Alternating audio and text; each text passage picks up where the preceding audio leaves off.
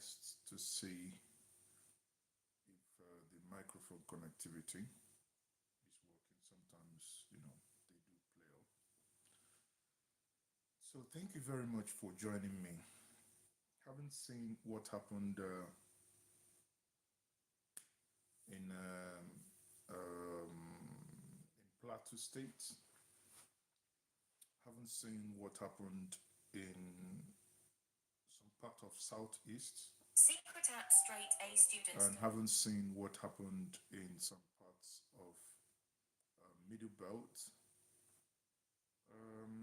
Uzowani to be precise, Olu in Imo State, Zamfara, and other places. Now,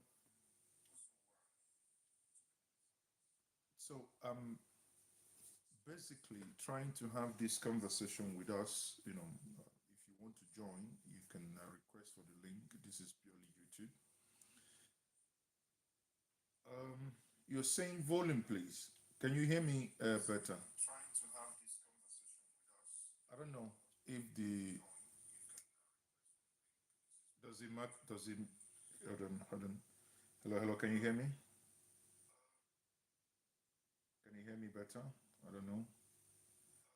Can you hear me better? Volume, please. Can you hear me better? Okay.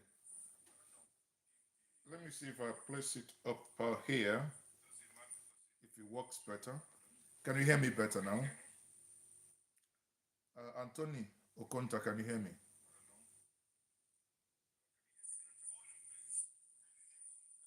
Okay. Let me quickly go on. I think the volume is okay. If we can turn on the volume on our sets, then we can understand or we can hear better.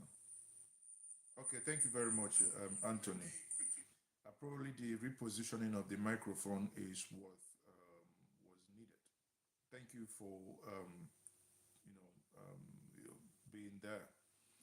Now, quickly, people, what I want us to look at this evening is the value of human lives, the value of human life in Nigeria. Now, we think of how do we make the killers or the takers of this life, how do we make them pay and pay heavy price? If we look at the places I mentioned before, if we look at Nigeria as a whole, you see that human life sometimes is what not so much. It is as a result of not a little bit more audio. I don't know. I don't know what else to do. Let me see if it's gonna be better. If human life is worth anything, maybe it's better. I don't know. But I'm just honestly trying to make the conversation very, very okay. So what I'm trying to say here to us is that the human life should worth something, right? The human life should worth something. Let me quickly put on the link for you to join. Right. Hold on. Now, let me take it this way, right? Let me take it this way.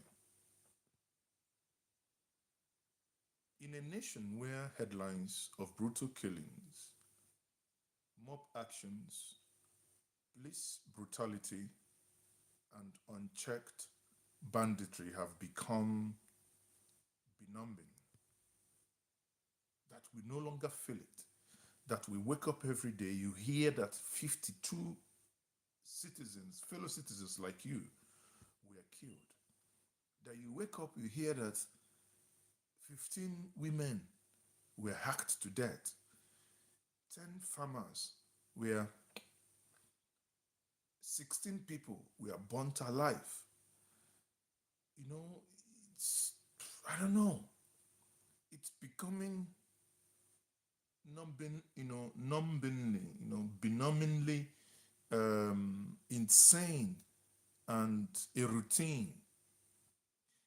One must then ask, what is the value of human life in Nigeria? What is the value of human life in Nigeria? From the dusty streets of Sokoto or dusty streets of Enugu to the oil-soaked regions of Niger Delta, to the creeks in Bayelsa,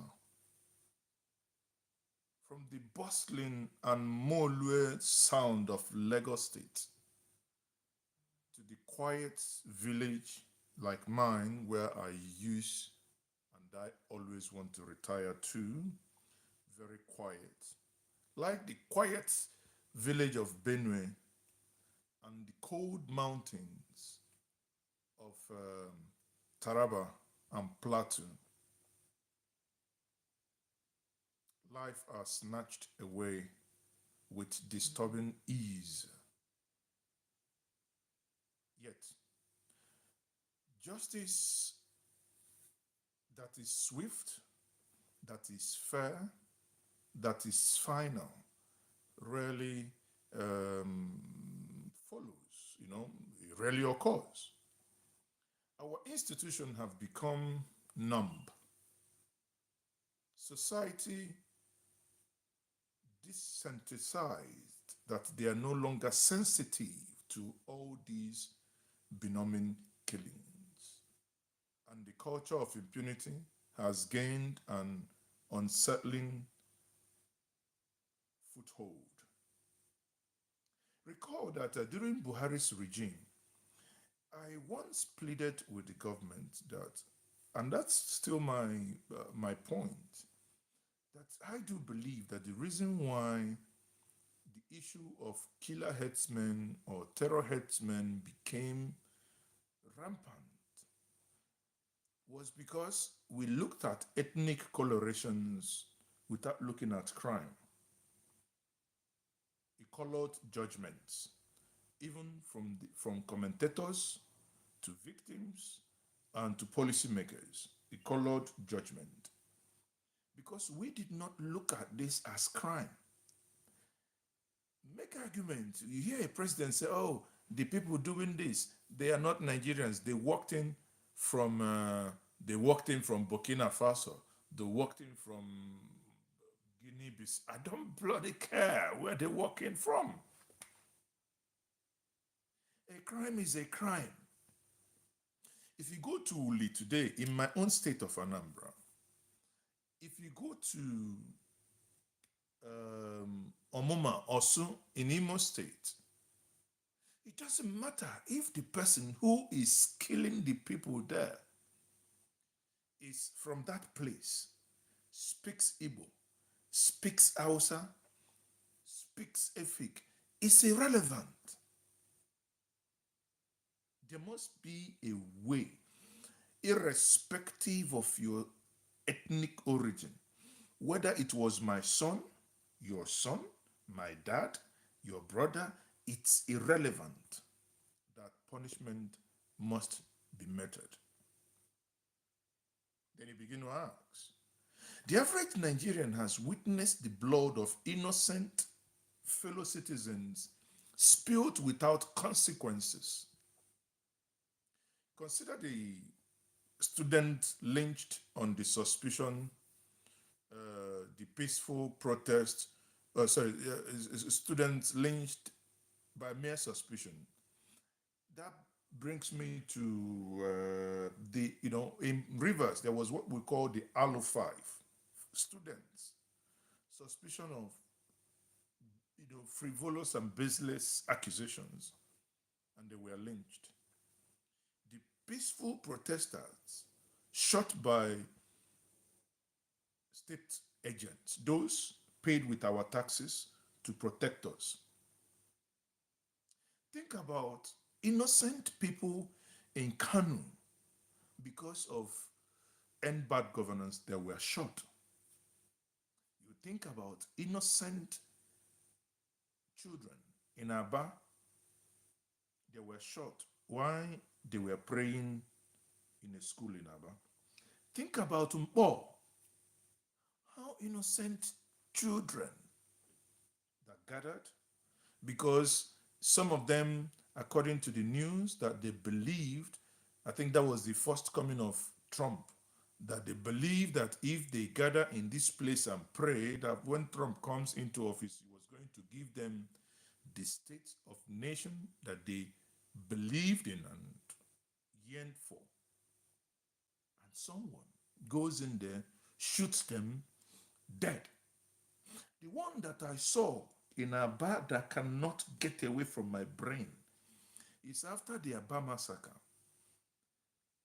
If you're driving from Aba on Enugu, Port Harcourt Enugu Highway, on your right, before Omaya, before the Abia Tower, is a refuge dump where dead bodies were dumped.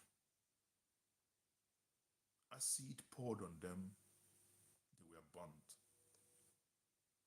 Think about them.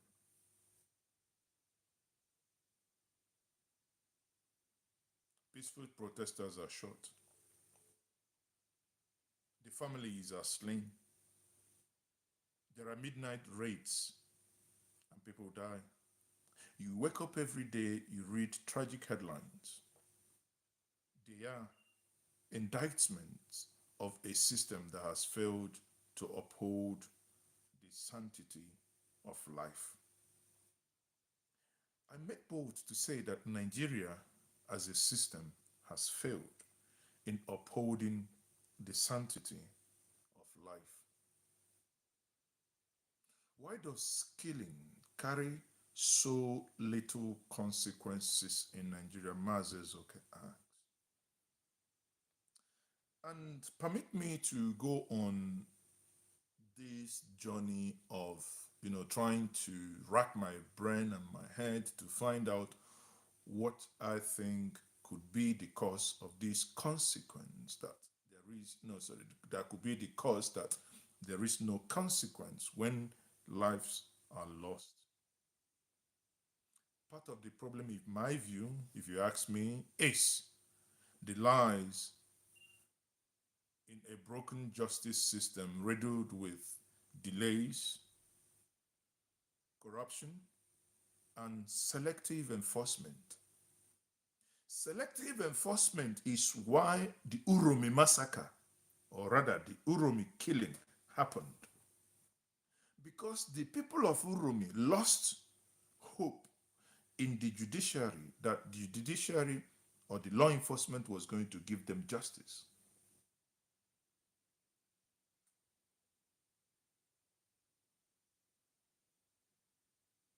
Because the people lost hope that they were going to get justice, they decided to take justice in their own hands.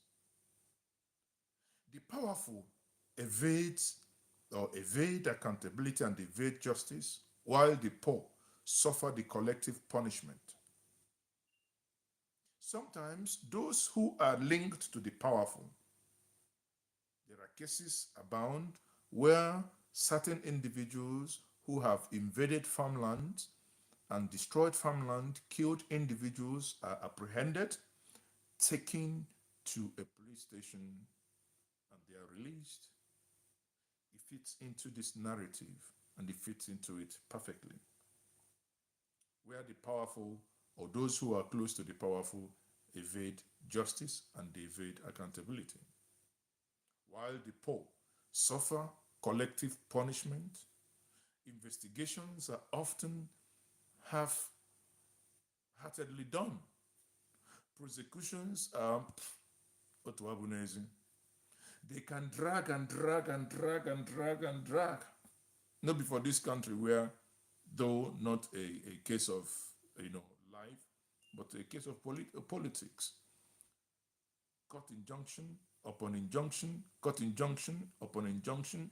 Eventually somebody gets to be sentenced to prison, but on the cause and the case of technicalities, that individual comes out. Some even serve their sentences abroad. When released, the poor, the society that ought to frown at these individuals and the things they've done into society would go and show asebi and welcome these individuals. You ask yourself, even when the system did not even punish that individual, you ought to punish them. At least, if not for anything, go away and move away from them. No, the people will go and show asebi and go welcome them from the airport. What a tragedy. Sadly, the victims' names will be forgotten before their bloods even dry from the scene of the incident. Let's not go far. Nobody remembers the Agatu. 4 years ago, Nigerians woke up on a New Year day. 250 citizens were killed in one day. 250 citizens in Benue State were killed in one day.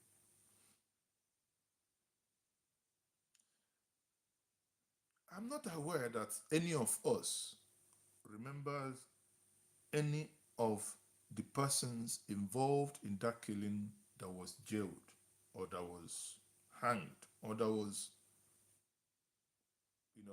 unalived by firing squad. I don't know. If you know, please drop in the comments section. You begin to ask yourself, if the society that we live in is not culpable, a society attitude that accepts death as a norm, when people no longer expect justice, they begin to accommodate injustice. Again, like I said, the case of Uromi. Because the people of Uromi, for over a period of time, have thought that they no longer get justice. Sadly, 16 quote unquote innocent lives were lost. Why you blame the people for taking to jungle justice, you must also blame the system that have failed them to a point that they no longer had faith in that same system. When killers walk free and they roam the street, they live with us and they live among us. They are praised in some cases, shielded in others. Society becomes complicit. There was this guy, a kidnapper that killed an army officer. What I think, is it Wadume or whatever it's called? I think it's Wadume. I don't know. If my brain still functions right, I think it should be Wadume. Instead of, severe punishment. Nah, we didn't say that. What must change, people, if these things should be gotten right? If you ask me, to restore the value of human life, to restore the value of human life in Nigeria, the sanctity of human life in Nigeria, killers must pay a heavy price, and public must see those prices that they pay for their actions. Not out of vengeance, but out of justice and deterrent. If you ask me again, I will think that as a result of this, if this is done, what could it lead to? It will lead to strengthening the the judicial system. It could lead to fast track, or rather, if we begin to fast track murder cases, homicide threats, and if we create special tribunal, if need be, a killer should not be out on bail or in trial limbo for 5, 10, 20 years, and that case is not yet completed. A case in point, Evans, the billionaire kidnapper. One day you may walk the streets of Nigeria, a free man. Welcome to the justice system. We must end impunity for the security forces. If a law enforcement officer unlawfully kills, they must be prosecuted like any other citizen. We cannot protect the state by excusing its agent when they become predators. Exactly what led to the NSAS. Because the young Nigerians were asking, please, this SARS is killing us, is destroying us. Nobody cared to listen what the young Nigerians were saying to a point. You know, the notion or the thing of elasticity theory, it gets to a point where one gets to a breaking point. Something snaps, and that snap took place in Delta State. There must be accountability by the communities. Where mob kill or cult reign, entire communities must be held accountable for silence. Local leaders should either speak up or face sanction. Sometimes it does work, sometimes it doesn't. Again, I must keep going back to the southeast, where many of us are too familiar with. My state of Anambra, to a point, nobody spoke. Those of us that dared to speak, being insulted every day because you dare say that, so guys, some of the crimes that we here see is being done by us, not others. But there are some who already, their brains are somewhat warped. They already live in some. Sorry, can you guys hear me? I don't know. Maybe let me see if I disconnect the audio. Hold on.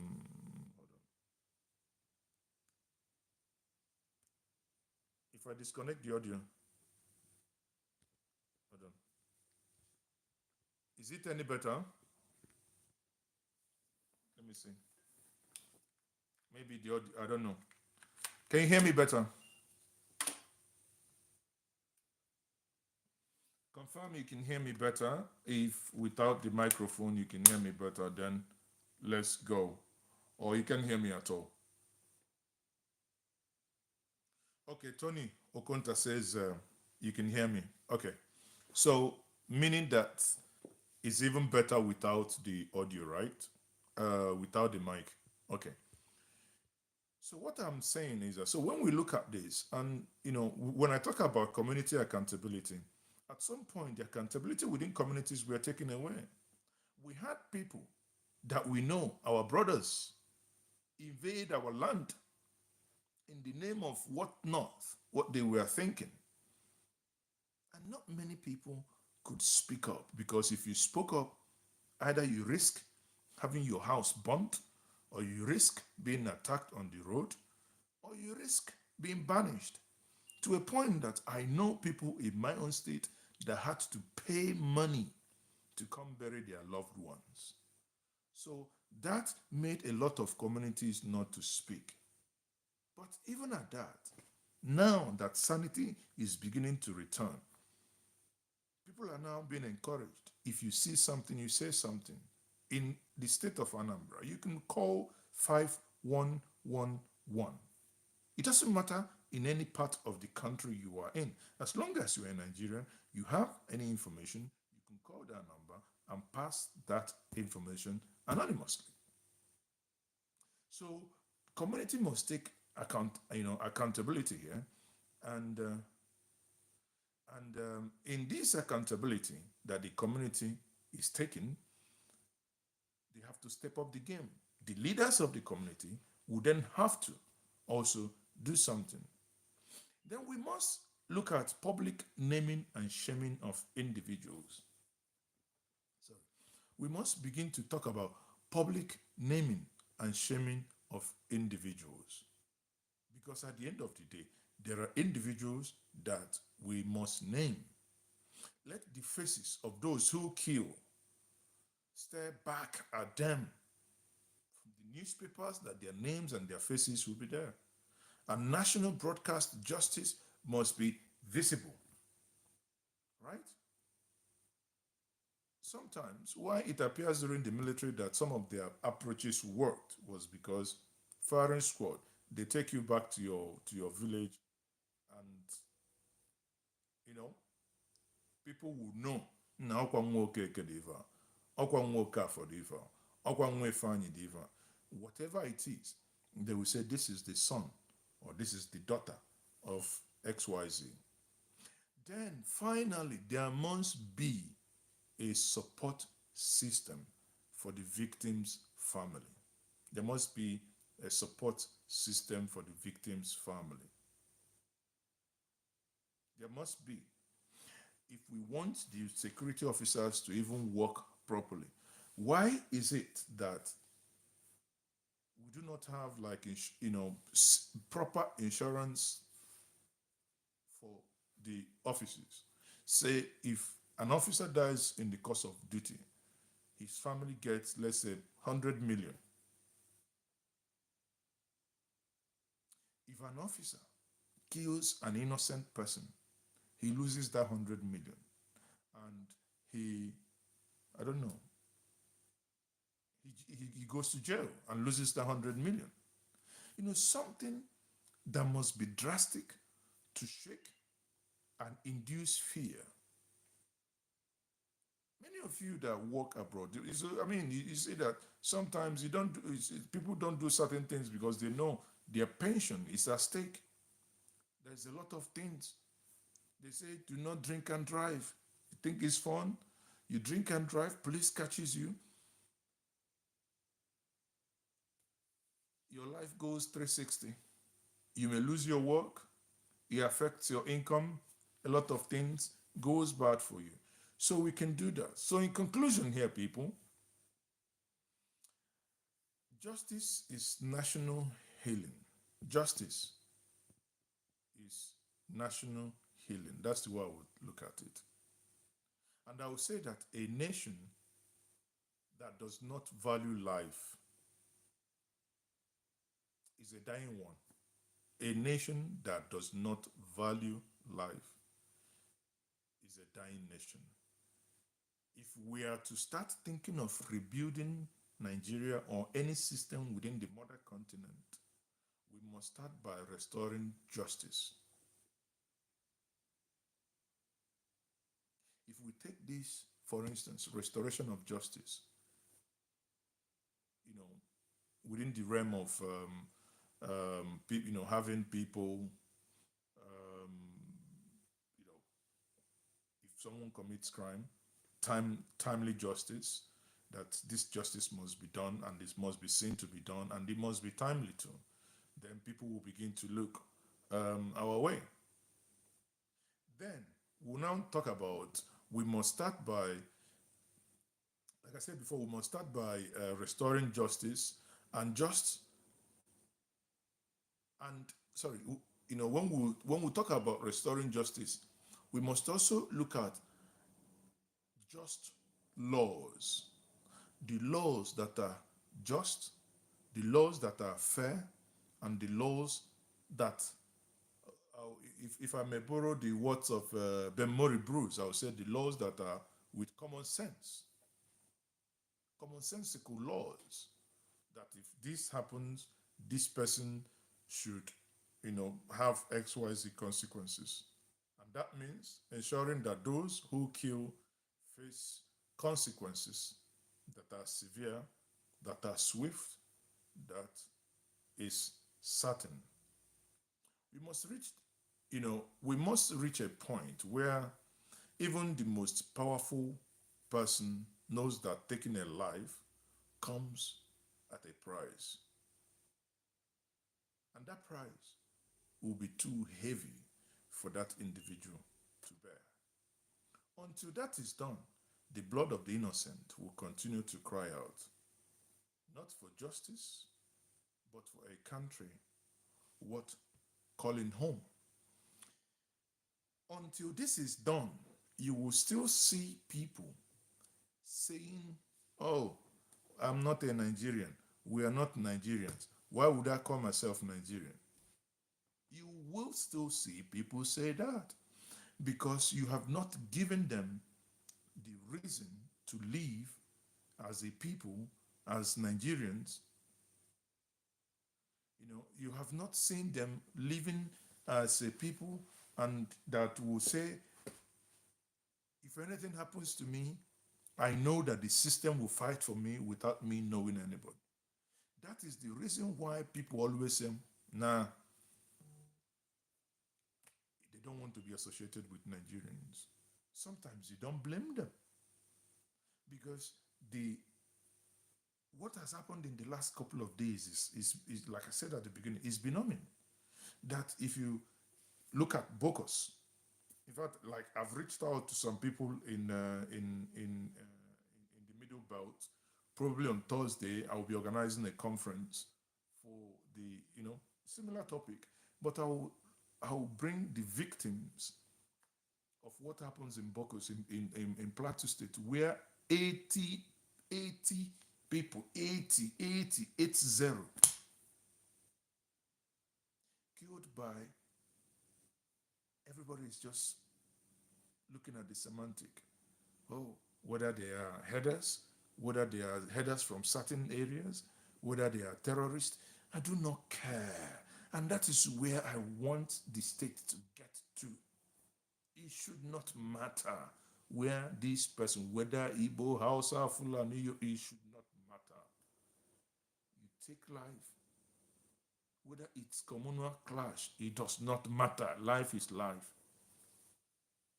right? Life is life. Let me use the opportunity to add the link for you to join me. It takes only one person at a time in case if you want to request. I'm going to be putting the link in the comment section. And once I put it in the comments, okay, I'll put it in the comment section now, and um, I'll try to pin the link as well. So if you wish, you can look at the pinned comment. I think, yeah, the pinned comment. Okay, I've pinned it now, right? You can now, yeah, you can look at it.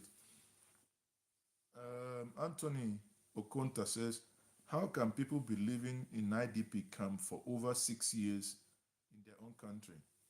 Exactly. In fact, Anthony, you understand what I'm saying. This is part of that crime.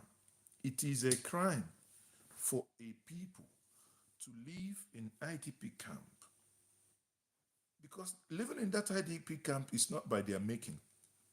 It is because they someone who was supposed to take charge failed them.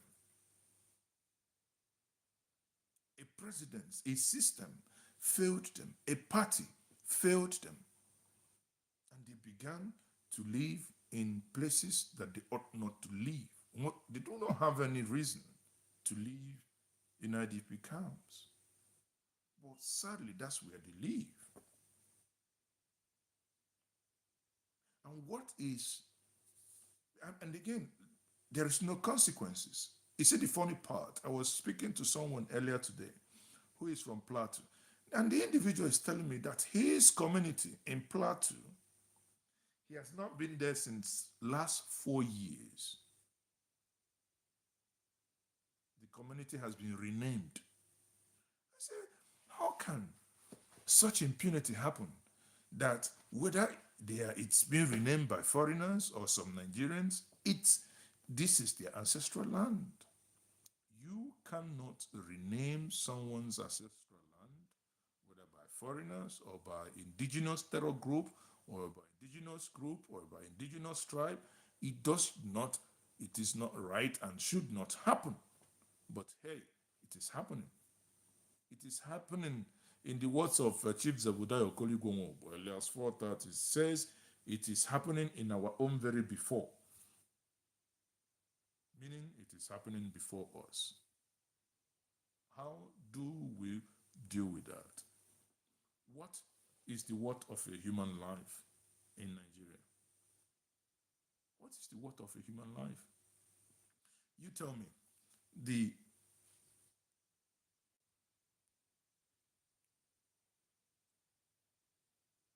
okay. I'm just trying to take some more comments, right? What is the worth of a human life in Nigeria? What is the worth? What is the human life worth? Where we are talking about, you see, Nigerians, right? Sometimes Nigerians also behave like chicken and turkey. When a chicken is being killed, the turkey will say, ah, leave it, just that because these are smaller birds. Without knowing that when they finish killing the chicken, they will come for the turkey. When we will be talking about something serious about our lives collectively as a people, everybody will just go away. People don't want to watch. They will just want to go where people are talking about, oh, look at BBL Nyash, this big Nyash, or this person sleep with this person, the other person's on useless gossip. Like, what's it called? BB Niger. Is it BB or BBL Niger? I don't know. Oh, BBN. Yeah, BBN Niger. Where people just gossip. The question is, how do we get out of the mess? What can we do as a people? Is there anything we can do? Life. It is our life, right? It is our life that individuals are, that people are losing lives, that people are being lost every day, every single day. Then you keep wondering, right? There are videos that I have here. I mean, this is unbelievable. There are videos that I have here, of the things that happened in is it no, not Amuma. Let me find out the village again.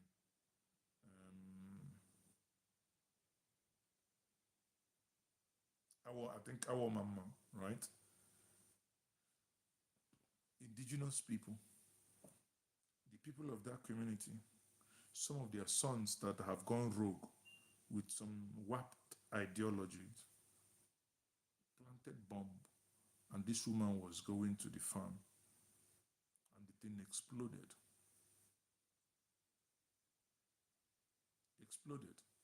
Antonio Conta says the state has failed woefully. I can't agree more with you. I totally agree with you. They have failed in their responsibility to protect the citizens. But the citizens, you and I, we are also failing in our responsibility to hold them in their brocos, squeeze it, right? We also, Anthony also says, take the advice of the DSS chief by adopting the Azare or Tafawa Balewa example. What does that exemplify? What the DSS man said in that infamous video is that the people should protect themselves. I agree. I agree. But therein lies a danger. The people do not protect themselves with bare hands. They protect themselves with walking sticks and carrots. Sorry, walking sticks and granite. But therein lies a danger. Because if you come to the southeast, that same thing destroyed the southeast in the last 3 years. Because those elements, those instruments of protection were given to certain individuals with certain characters and traits. Sadly, they used it against the same people they ought to protect. They used it in kidnapping them.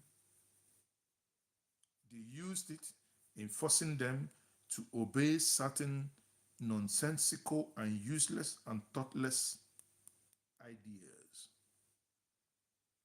Suddenly, the forests of Ala-Igbo became death camps, where when you go in and you clear the bushes, you see dead bodies, skulls, and skeletons. So, while in my view it sounds plausible when the DSS, the head of the DGDSS said, yeah, communities should arm themselves. You know,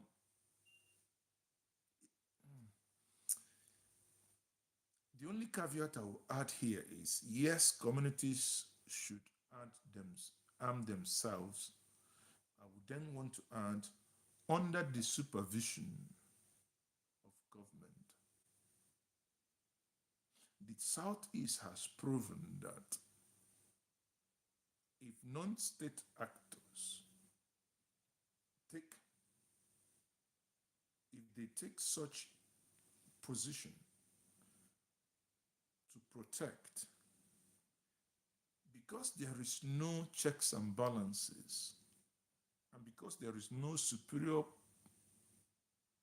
control or power that will make them, if they fall out of line, panabid them to come back to their senses, they go overboard and they become Lord. We see many of them, they make video, tell you if you do XYZ, we'll either will deal with you, we'll do XYZ, we'll do the other one. I'm like, it's given. Even when some of these individuals and bodies were formed to solve certain problems within the farming communities, but they didn't. They rather exacerbated the situation. A case in point is a Ehiamofu in Enugu. I've been in private conversations with the local government chairman of that local government. And some of the things one hears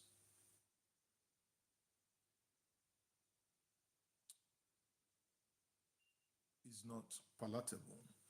I am struggling to keep the conversation civil without necessarily blowing up things that ought not to be in the public domain.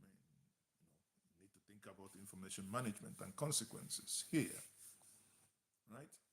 So, Anthony, to my point, you know,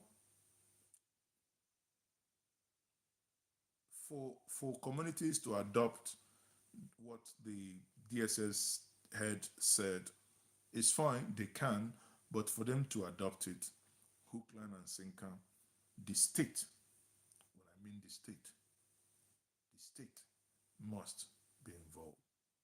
It should not and must not, from experience of what has happened to us in the last 3-4 years, be left in the hands solely on the hands of non-state actors, because that is prone to abuse. And when it's prone to abuse, because there is no clear dotted leadership, there is no clear line of holding people to account and responsible, and there is no clear line of punishment. I made an argument with someone who probably didn't understand the intricacies of what I just explained, who told me as per what happened in their community somewhere in Anambra. And I said, if this entity was to be have been organized by your community, and you know that they looted a shop, they went to buy petrol, filled up a tank, and shot in the air and left. But because you know them, you know the vehicle number, what will you do? I say, we'll go to the PG and make case that they pay us, and they will pay. I said, there you have it. But because the other one is not controlled by anyone, has no line of responsibility, Whoever that is even responsible, you don't even know. Who commands them, you don't even know. And if anything happens, you do not have any line that that you can go for in order to demand for justice. I'll take another question from you. Um, there is a community in Bend, the area of Imo State, where the people have decided to take their destiny in their hands. No law enforcement agents needed. No. Um, Anthony, that is right when there is no breakdown of law. But the moment breakdown of law occurs, this assertion no longer holds water. I'll give you an example. When I lost my eldest brother in the family during COVID in 2021, during his burial, I did not have police. I had my state local vigilante that took over, during the burial. In 20 in 2022, I lost another brother. Then the mess in the southeast has kicked in full blown. The same village vigilantes no longer came along with their normal walking stick. They came along with normal cane. You know why?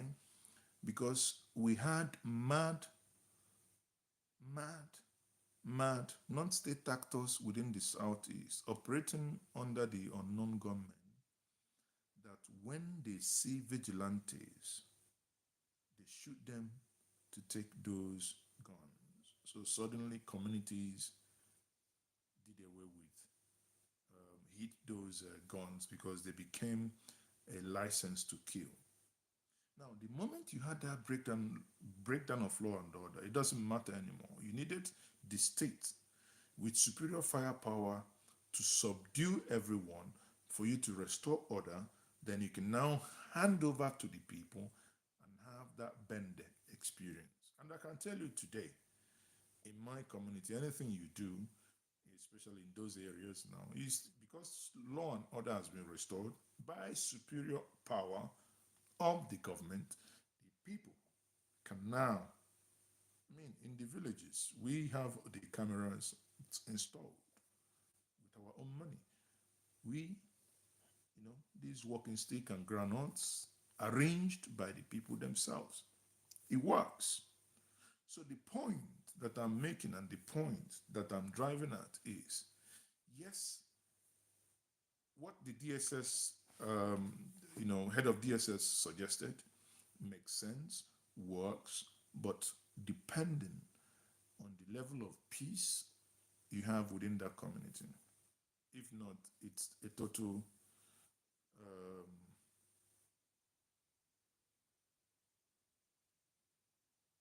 uh, so sorry. The optics is frightening. Again, brother, there are not everything that will be said online, but certain things are just gone out of. Certain things have just gone out of this world.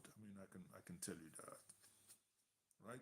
So the bottom line is that people, no matter how we look at it, our lives as Nigerians must matter. Our lives as people must matter. By mere election or selection, Nigerians have yielded their sovereignty to those that they have elected. And in doing that, they do them believe that those that they have elected will stand for them by means of offering the simple thing that government stands for: the protection of life and property. That's it. That's it. Is it. According to Montesquieu, that It's it. That is what you call in political science social contract. The contract between the citizens that they've yielded their powers to the government to act on their behalf with the hope that government is going to act in utmost honesty and with their best interest at hand to protect them and to protect their properties. Sadly, the other one in a book, in reality, nah, it doesn't work that way. It doesn't work that way in reality. So, people, it's nice having everybody around. It's been it's been a great time. So, what I think I will do, probably make this more consistent. That we have, probably every evening, if that is, if time permits, that one gets to have these conversations with us. I am Mazes, okay. On this note, I say good night to every one of us. Please like, share, and subscribe.